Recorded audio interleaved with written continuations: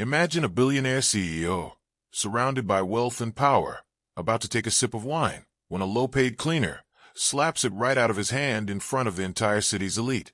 The glass walls of Caldwell Enterprises headquarters stretched high into the Manhattan skyline, shimmering like a crown of steel and light. Inside the top-floor penthouse office, Richard Caldwell stood with his back to the world, gazing out over the city he had, in many ways, conquered. 52 years old, impeccably dressed in a tailored charcoal suit, he looked every bit the titan of industry the newspapers made him out to be. On paper, Richard had it all: billions in assets, a global company that set the tone in finance and real estate, and a name that opened doors across Wall Street, Washington, and even Hollywood. The office itself told the story of his power. Rare art hung on the walls, polished mahogany desks gleamed, and an antique clock ticked with quiet authority. Yet for all his success, there was an unmistakable silence in that vast office. His wife had divorced him years ago. His daughter lived in Europe and rarely called, and his board of directors respected him but feared him. The higher he climbed, the lonelier the air became. Still, Richard Caldwell carried himself like a king. The staff on the executive floor often whispered that he had a presence that filled the room before he even spoke. He was sharp, disciplined, and relentless. But behind the confident gaze was a man who had learned to mask exhaustion. Success demanded sacrifices. He had given everything, and the question that lingered was whether he had anything left to give. Meanwhile, not everyone viewed Richard's empire with admiration. Across town, in a sleek but less prestigious office, Victor Hale sat with his jaw tight, watching news coverage of Caldwell Enterprises' latest billion-dollar deal. Victor was a man of charm and ambition, but beneath his polished exterior burned a corrosive envy. He had built his own fortune, but in every business venture, Richard had outpaced him, outshined him, and outmaneuvered him. Victor's office was modern, glass-heavy, and filled with expensive trophies of success, but none of them seemed enough. His assistant brought him coffee, but he waved it away, eyes still locked on the screen. "Caldwell again," he muttered under his breath. Every headline with Richard's name felt like another reminder that Victor would always be in second place. And second place, to Victor, was the same as failure. That night, as the Manhattan skyline pulsed with neon lights, Victor poured himself a drink and sat alone in his leather chair. He replayed the humiliation of boardroom losses, deals stolen, and investors who always seemed to favor Richard's steady hand. His envy curdled into obsession. "He thinks he's untouchable," Victor whispered to himself, staring into his glass. But even kings fall. Outside, the city roared with life, but in Victor's quiet office, a storm was already brewing, one that would soon find its way into Richard Caldwell's world, disguised in a wine glass. The executive floors of Caldwell Enterprises glittered with glass and marble by day. But at night, when the last assistants and executives had gone home, they became silent halls echoing only with the squeak of rubber soles and the hum of a vacuum. That was Maya Johnson's world. At 38, Maya knew invisibility better than anyone. To the men in tailored suits and the women in pencil skirts, she was a shadow passing in the background, a blur in uniform pushing a cart of supplies. She never expected thank yous, barely got eye contact, and sometimes overheard laughter as if she wasn't even in the room. But Maya had learned to carry herself with quiet dignity. She wasn't there to be noticed. She was there to work and to provide. Her story was one of resilience. A single mother to a 15-year-old son named Jordan, Maya had spent the last decade juggling double shifts and late nights to keep him in a decent school. Jordan was smart, ambitious, and dreamed of studying engineering, but tuition loomed like a mountain Maya wasn't sure she could ever climb. She had given up on her own dreams long ago: college, travel, writing, all traded for survival. But when she looked at Jordan smile, she knew every floor scrubbed, every aching night was worth it. Still, exhaustion clung to her bones. She lived in a modest apartment in Brooklyn, rode the subway at odd hours, and sometimes cried quietly into her pillow when the weight of the world pressed too heavily.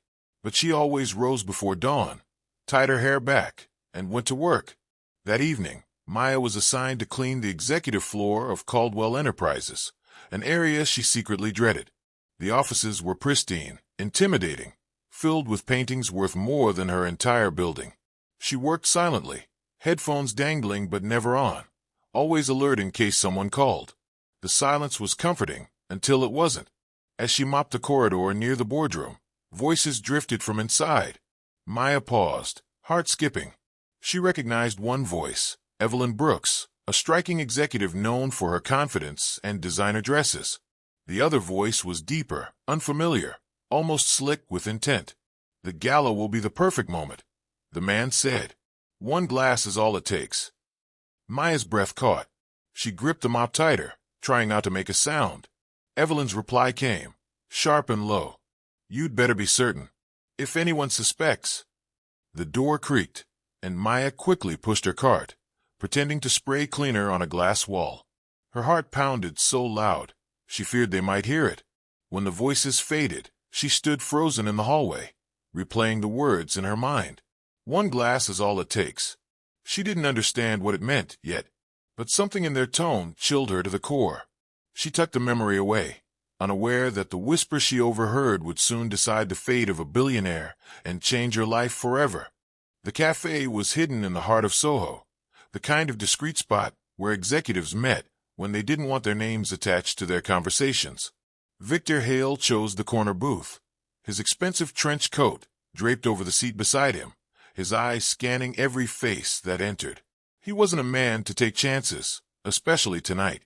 Minutes later, Evelyn Brooks walked in, heels clicking softly on the tiled floor. She was the kind of woman who carried ambition like perfume, always present, impossible to ignore. At 32, she had risen fast in Caldwell Enterprises' PR department, her charm and razor-sharp instincts making her invaluable to Richard's brand. But inside, Evelyn was restless. She wanted more than press releases and staged interviews. She wanted real power. Victor gestured for her to sit. "You're late." Evelyn smirked, sliding into the booth.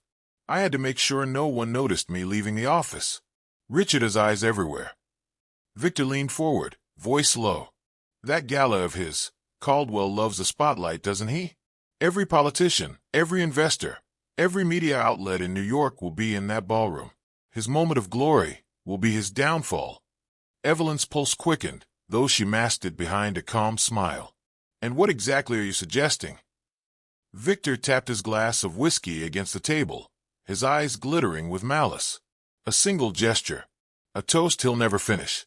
Imagine it, Caldwell raising his glass, the city watching, and then he let the thought hang in the air. Evelyn folded her arms, feigning disinterest, though the thrill of danger made her stomach tighten. "That sounds like more than humiliation. You're talking about ending him." Victor's grin widened. "Call it whatever you like. But if Richard Caldwell falls, the board will scramble. And someone like you, someone already close to the top, will be perfectly positioned to take advantage of the chaos."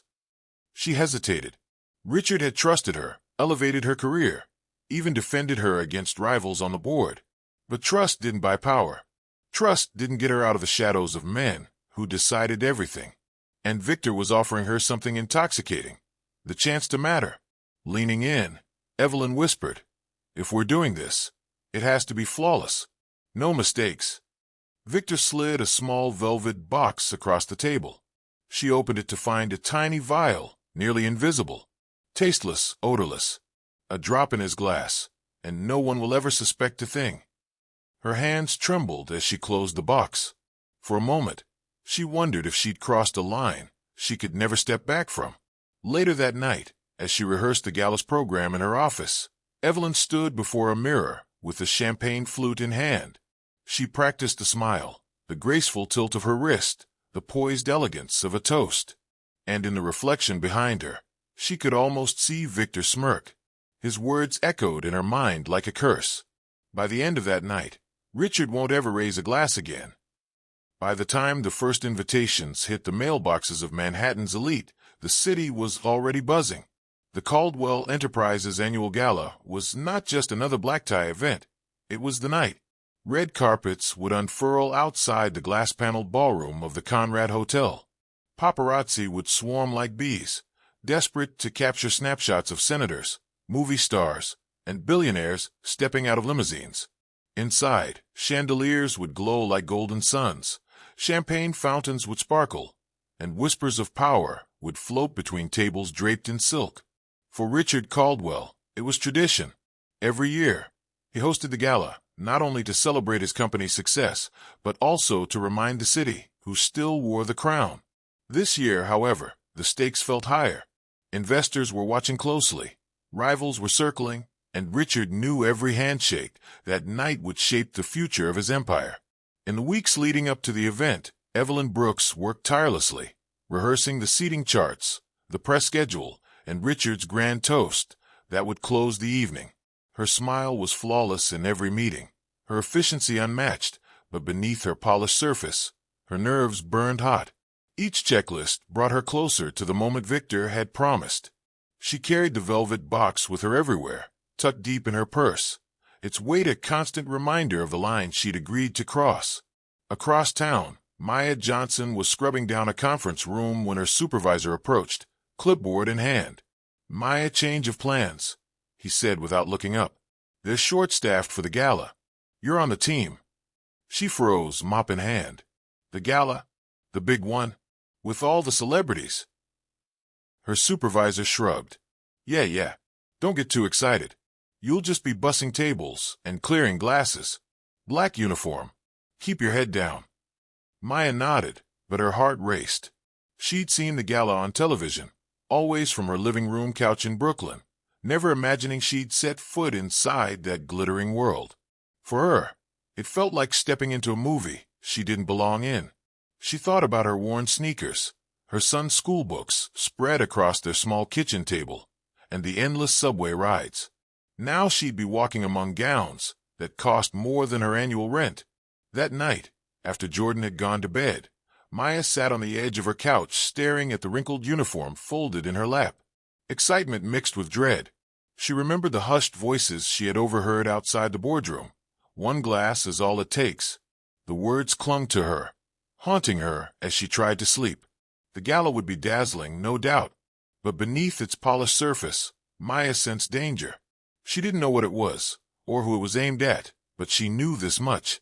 She would be there, and fate, in all its strange cruelty, had just placed her on the front lines of a storm.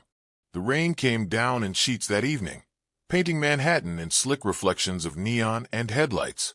Inside a quiet parking garage, Victor Hale leaned against a sleek black Mercedes, his umbrella casting a shadow over his sharp features. He wasn't a man who liked waiting, but for this moment he would. Evelyn Brooks appeared moments later, her stilettos clicking against the concrete. Her trench coat was cinched tight, though the storm had still managed to dampen the ends of her hair. She moved with the confidence of a woman who belonged to powerful circles, but tonight her nerves betrayed her. Victor's smile was thin, sharp. "You're late again." "Traffic," she replied briskly, though both of them knew she'd hesitated before coming. From his coat pocket, Victor withdrew the object that sealed their pact, a glass vial no bigger than a thumb, filled with a clear liquid. He held it delicately between two fingers, as if mocking how something so small could shift the balance of empires. Evelyn stared at it, her breath shallow. "You're certain it leaves no trace?" Victor's eyes gleamed. "Tasteless, odorless. By the time anyone suspects, it'll be too late. A single drop in his wine glass, Evelyn. That's all it takes."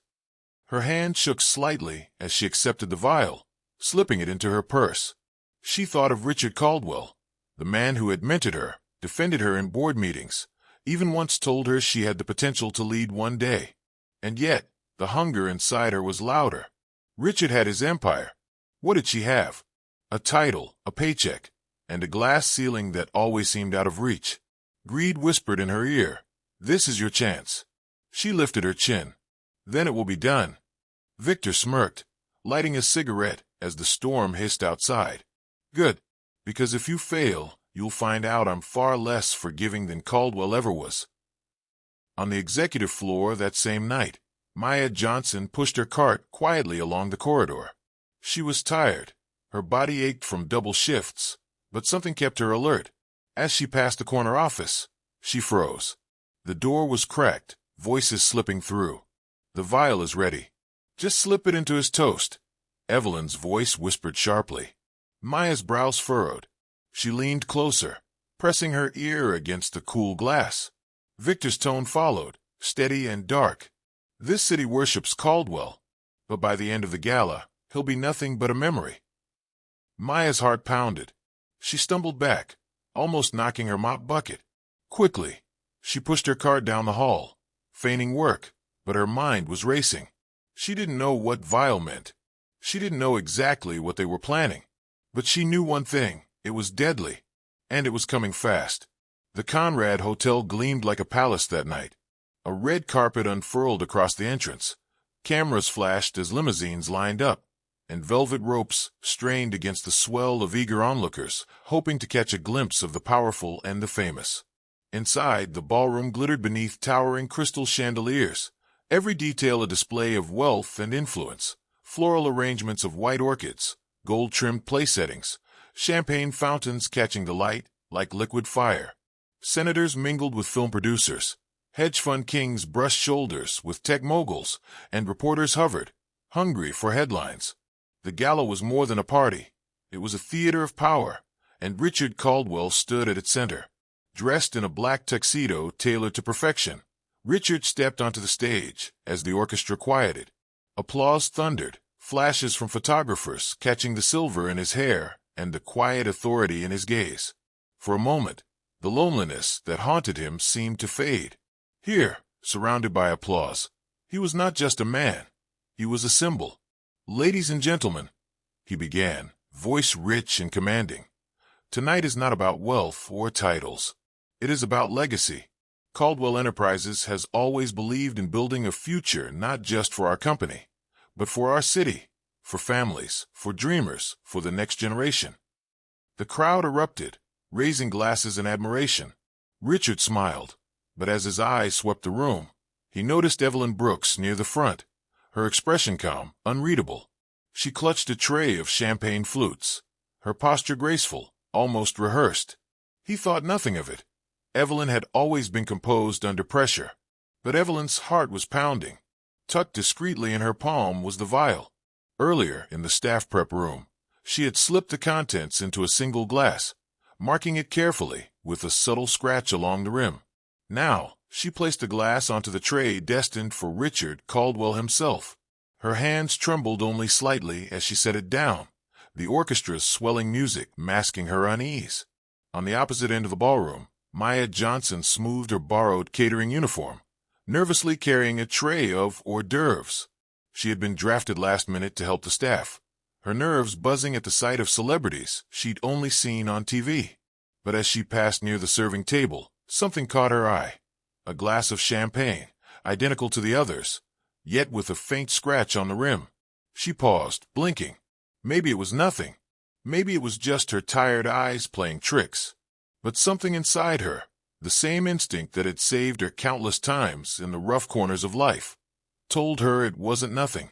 Her gaze lifted. Across the room, Evelyn's eyes flicked toward the tray, then quickly away. Maya's pulse quickened. She didn't yet know what it meant, but she knew this. Something was very wrong with that glass.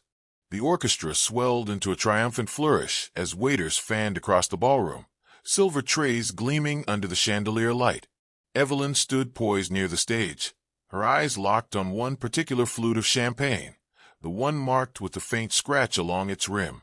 Richard Caldwell, still glowing from the applause of his opening speech, stepped down from the podium as an attendant offered him the tray. He reached for the glass, his movements elegant, deliberate. Every eye in the room watching the king of Manhattan Towers raise a toast to his empire. The crystal stem touched his fingertips. He lifted it halfway, ready to speak. And then, slap! The sound cracked through the ballroom like a whip. The glass spun out of Richard's hand and shattered against the polished marble floor, champagne spraying in golden arcs. For a moment, silence consumed the room. Every head turned, every breath caught. There, standing in front of Richard Caldwell, was Maya Johnson, still in her plain catering uniform, chest heaving, her palm stinging from the force of her strike. Her eyes burned with panic and conviction. The shock on Richard's face was unmistakable. A billionaire, a titan of the city, publicly humiliated in front of senators, moguls, and foreign dignitaries by a cleaner. His jaw clenched, silver brows drawn low as whispers rippled across the room, like wildfire. Did she just? She slapped the glass out of his hand. Who is she? Maya's heart pounded. She hadn't thought, only acted. The image of that scratched rim had ignited a spark of terror she couldn't ignore. Richard's voice thundered, cutting through the noise. What is the meaning of this? Two security guards rushed forward, gripping Maya's arms. She tried to twist free. Words caught in her throat. You can't. Please listen. But the crowd wasn't listening. Gasps turned to murmurs, murmurs to judgment. Cameras flashed, capturing the scandal of the century. The billionaire CEO struck down, not by violence, but by the hand of a nobody. Remove her. Richard barked, his voice sharp with humiliation. The guards yanked Maya back, dragging her across the marble as her tray clattered to the ground. Her eyes darted to Richard, desperate, pleading. Don't drink it. The glass, it's not safe. But her words were drowned by the roar of scandal and the orchestra faltering into silence. From the edge of the ballroom, Evelyn Brooks stood with her flute untouched, a small, satisfied smirk curling her lips. The chaos was playing out even better than she and Victor had imagined. Richard Caldwell's name would be the headline of every paper in the morning, disgraced at his own gala. And the woman who had saved his life, she was being dragged out like a criminal. The door slammed shut behind Maya, rattling the glass pane.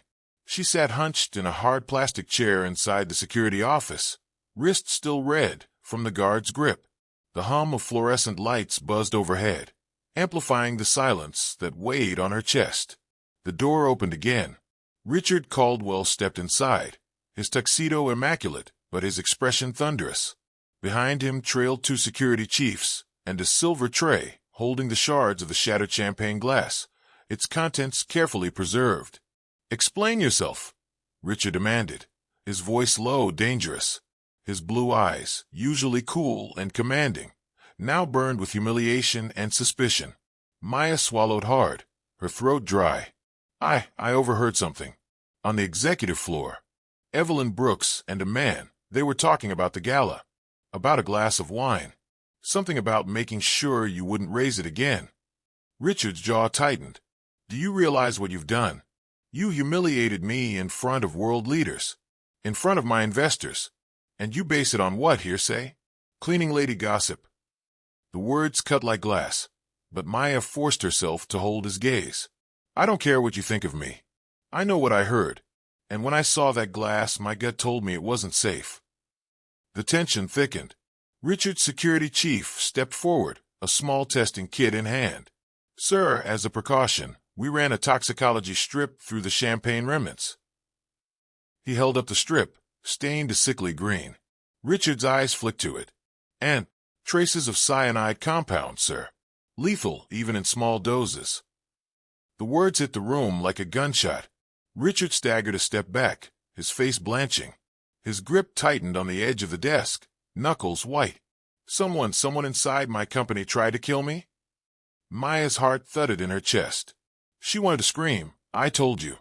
But she bit it back, watching the billionaire's mask of control crack for the first time.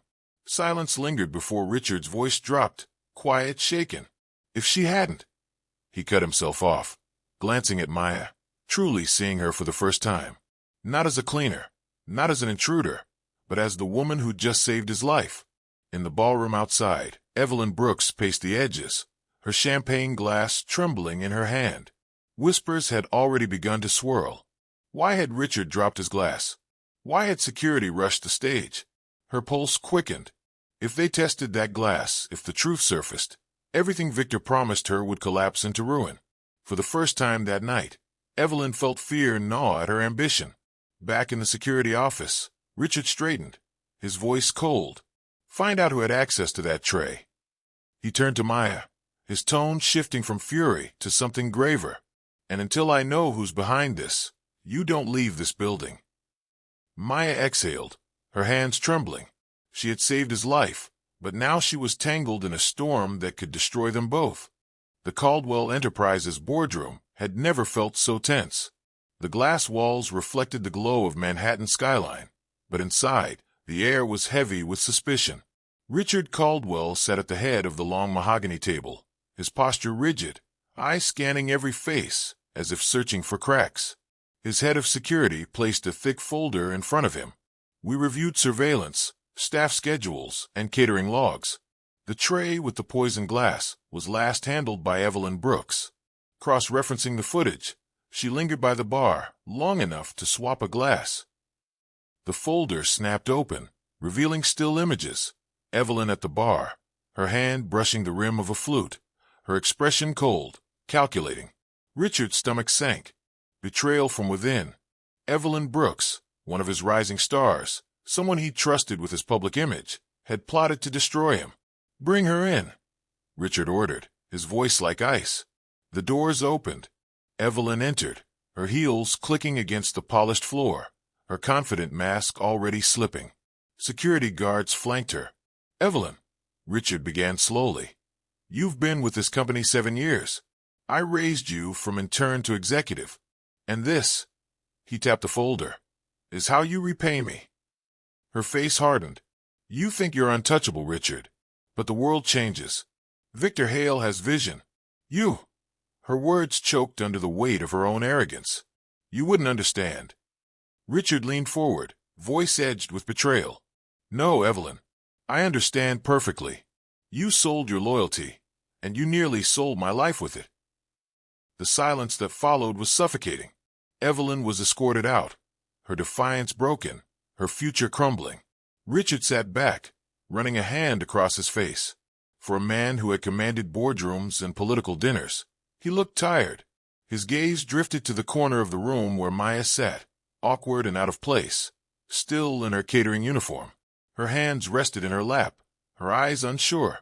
Richard rose and walked toward her. For a moment, the billionaire and the cleaner simply stared at one another, the chasm of class, wealth, and power narrowing to something painfully human. "I misjudged you," Richard said finally, his voice softer than anyone in the company had ever heard. "You didn't humiliate me. You saved me." Maya's throat tightened. "I was just doing what anyone would have done." But Richard shook his head. "No, you did what no one else dared. You saw me when I was blind. And for that, I owe you more than an apology. I owe you my life." For the first time, Maya felt visible. Not as a cleaner, not as background, but as a woman whose courage had altered the course of an empire. In that quiet boardroom, amid betrayal and truth, the invisible became unforgettable. The press conference hall was packed with flashing cameras, reporters shouting questions, and live broadcasts beaming across the country. The scandal had exploded overnight.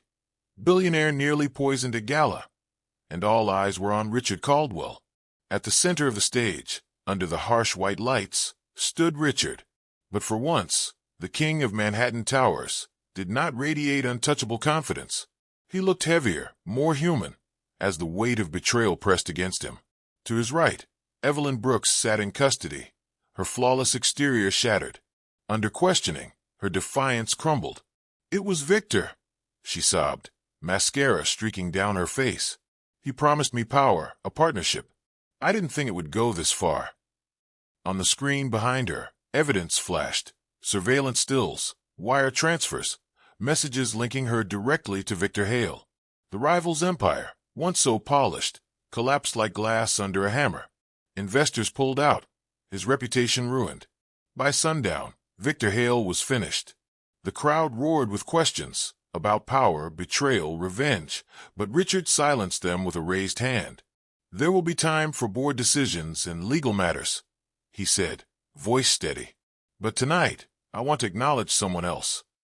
From the wings, Maya Johnson was ushered forward.